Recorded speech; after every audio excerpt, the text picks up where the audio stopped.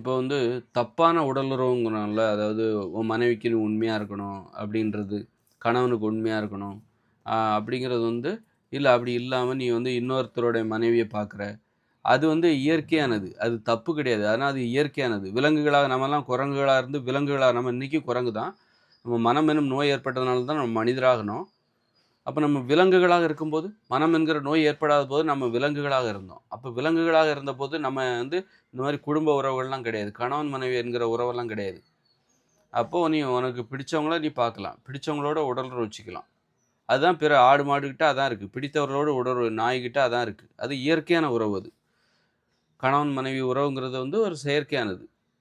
அது இருந்தா நம்ம பாதுகாப்பா இருப்போம். சண்டை சச்சரவு இல்லாம, உறவுகளுக்காக அடிச்சுக்காம, உடல் உறவு வச்சுக்கிற ஒவ்வொரு வாட்டியும் உடல் உறவு வச்சுக்கிறதுக்கு நம்ம ஒண்ணும் சண்டை கிண்டை போடாம இருக்கணும் அப்படின்னா, திருமணம்ங்கிற உறவு நமக்கு தேவை. ஆனா திருமணம்ங்கிற உறவு செயற்கையானது. நீ விருப்பப்பட்டவங்களோட போறது, உனக்கு உடல் உறவு வச்சுக்கணுமா, உனக்கு யார பிடிச்சிருக்கோ அவங்களோட போறது வந்து தப்பு கிடையாது. ஆனா அது இயற்கையானது.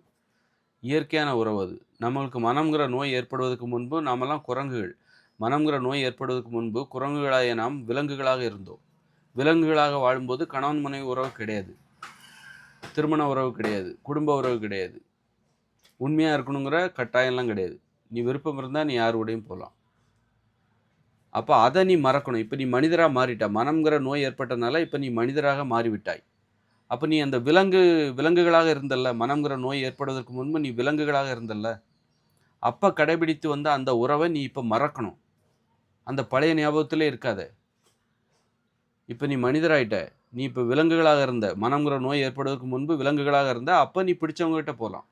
பிடிச்சவங்களோட உடலுறவு வச்சுக்கலாம். அ ஒருத்தருக்கு நீ உண்மையா இருக்கணுங்கிற அவசியம் இல்ல. ஆனா இப்ப நீ மனிதரா மாறிட்ட. மனிதரா மாறும்போது, மனிதர்களுக்குன்னு ஏன் வந்து திருமணம் பண்றாங்க? எதுக்கு வந்து பண்றாங்க அப்டின்னா, எதுக்கு நம்ம உண்மையா இருக்கணும்? உனக்கு உடலுறவு என்பது உனக்கு தினசரி தேவையா இருக்கு. அப்படி இருக்கும்போது ஒவ்வொரு வாட்டி உடல் வச்சுக்கும்போதும், நீ போய் வெளியில எங்கே யாரையாவது தேட வேண்டிய அவசியம் கிடையாது. உனக்கு மனைவி, கணவன் ஒரே இடத்துல வசிக்கிறாங்க. விரும்பியபோது உடலுறவு வைத்துக் கொள்ளலாம். நீ ஒவ்வொரு வாட்டியும் இந்த மாரி கணவன், மனைவி திருமணம்ங்கிற உறவு முறை இல்லன்னா, என்ன ஆகும் அப்படின்னா, உனக்கு ஒவ்வொரு வாட்டி உடல் வச்சுக்கும்போது நீ யாரையாவது போய் தேட போவ. ஒரு பெண்ண தேட போவ. அந்த பெண்ண தேடுவதற்காக ஒரு 4, 5 ஆண்களுக்கு இடையில போட்டி நடக்கும். இந்த 4, 5 ஆண்களுக்கு இடையில சண்டை நடக்கும். அப்ப அந்த பெண்ணை ஒருவேளை பலவந்தப்படுத்துறதுக்கு வாய்ப்பு இருக்கு. அதனால அதிலிருந்துலாம் இந்த பாலியல் உடல் உறவுக்காக ஏற்படுகிற சண்டைகளிலிருந்து ஆண்கள் தங்களை பாதுகாத்துக் கொள்வதற்கும், ஆண்களுக்கு இடையில ஒரு சண்டை நடக்கும்ல, அந்த சண்டையை தவிர்ப்பதற்காகவும், ஆண்களுடைய பாதுகாப்புக்காகவும், அப்புறம் வந்து ஒருவேளை பெண்களுக்கு வந்து பாதுகாப்பு இல்லாம போயிறக்கூடாது. பலவந்தப்ப உடல் உறவுக்காக ஆண்கள் எல்லாம் பெண்களை பலவந்தப்படுத்தி விடக்கூடாது. அப்ப பெண்களுடைய பாதுகாப்பும் அதில இருக்கு. அதுக்கு தான் இந்த திருமணங்கிற உறவு. திருமணம் பண்ணிட்டாங்கன்னா, அந்த கணவன், மனைவி யாரும் மத்தவங்க டிஸ்டர்ப் பண்ணக்கூடாது. தொல்ல குடுக்கக்கூடாது. அதுக்காக தான் வந்து இந்த மனித வாழ்க்கை அமைதியாக இருக்க வேண்டும்.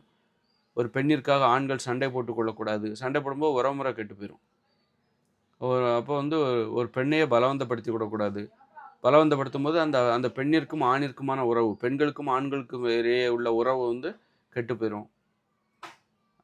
ஆண்கள் மீது பெண்களுக்கு மதிப்பு இல்லாம போயிரும். அந்த மாரிலாம் இருக்குல்ல. அப்போ வந்து அதுக்கு தான் திருமணங்கிற உறவ கண்டுபிடிக்கிறாங்க. திருமணங்கிற உறவ கண்டுபிடிக்கும்போது, கணவன் மனைவியாக வாழும்போது, இருவரும் உடலுறவு வைத்துக் கொள்வதற்கான உரிமை கிடைத்து விடுகிறது. வேற யாரும் அவங்கள தொல்ல பண்ணக்கூடாது. அப்போ வாழ்க்கை அமைதியா போகுது. யாருக்கு இடையில சண்டைகள் வரப்போறதில்ல. அப்போ மனித உறவுகளும் பாதுகாக்கப்படுகிறது. இது வந்து மனிதர்களாக இது ஒரு செயற்கையான ஏற்பாடு. மனித வாழ்க்கை ஒரு செயற்கையானது தான். இது ஒரு செயற்கையானது. ஆனா, அந்த செயற்கையானது தான் மனிதர்களுக்கு அமைதியை தருகிறது. நாம வந்து ஏற்கனவே மனம்ங்கிற நோய் ஏற்படுவதற்கு முன்பு நம்ம விலங்குகளாக இருந்தோம். விலங்குகளா இருக்கும்போது நமக்கு கணவன், மனைவி உறவுலாம் கிடையாது. நீ விரும்பியவர்களோடு நீ உடலுறவு வைத்துக் கொள்ளலாம். அப்ப இப்ப மனம்ங்கிற நோய் ஏற்பட்டனால மனிதராக மாறிவிட்டோம். மனிதராக மாறிய பிறகு, மனிதர்கள் இப்படித்தான் திருமணம் அப்படின்லாம் இருந்தா தான் அமைதியா வாழ முடியும். அப்போ அந்த விலங்குகளாக இருந்தபோது, நம்ம எப்படி உடலுறவு வச்சுக்கிட்டோம், விரும்பியவர்களோடு போனோம்ல, அத நீ மறக்கணும் முதல்ல. நீ இப்ப விலங்கு கிடையாது. நீ இப்ப மனிதர். நீ விலங்குகளைப் போன்று வாழக்கூடாது. மனிதர்களாக மாறிவிட்டாய். மனித வாழ்க்கையை வாழு. மனித வாழ்க்கையை ஏன் திருமணம் இதெல்லாம் ஏத்துக்கோ. திருமணத்த நான் இன்னும் ஏத்துக்க மாட்டேன் அப்படின்னு சொல்றவங்க இருக்காங்க. அப்படின்னா என்ன அர்த்தம்? அ எனக்கு திருமண உறவு மேல நம்பிக்கை இல்ல அப்படின்னு சொல்றவங்க இருக்காங்க. அப்படின்னா ஆனா அதே நேரத்தில அவங்க உடலுறவு வச்சுப்பாங்க. அப்படின்னா என்ன அர்த்தம்? யாருக்கும் அவங்க உண்மையா இருக்க மாட்டாங்க. விரும்பியவர்களோடு அவங்க உடலுறவு வச்சுப்பாங்க. அப்ப இது வந்து நம்ம விலங்குகளாக இருந்தோம்ல, மனம்ங்கிற நோய் ஏற்படுவதற்கு முன்பு நம்ம விலங்குகளாக இருந்தோம்ல, அப்ப நாம கடைபிடிச்ச நடைமுறை. பிற உயிரினங்கள் ஆடு, மாடெல்லாம் என்ன ஃபார்முலா பின்பற்றுறாங்க, என்ன வழிமுறைய பின்பற்றுறாங்களோ, அந்த வழிமுறை தான் நான் திருமணத்தின் மீது எனக்கு நம்பிக்கை கிடையாது அப்படின்னு சொல்லிட்டு தனியா இருக்காங்கல்ல, அவங்க பின்பற்றுகிற நடைமுறை வந்து இப்ப பிற உயிரினங்கள் அல்லது நாம விலங்குகளாக இருக்கும்போது பின்பற்றிய நடைமுறையை இப்பொழுது இவர்கள் பின்பற்றுகிறார்கள். அதனால வந்து திருமணம்ங்கிறது தான் சரியானது.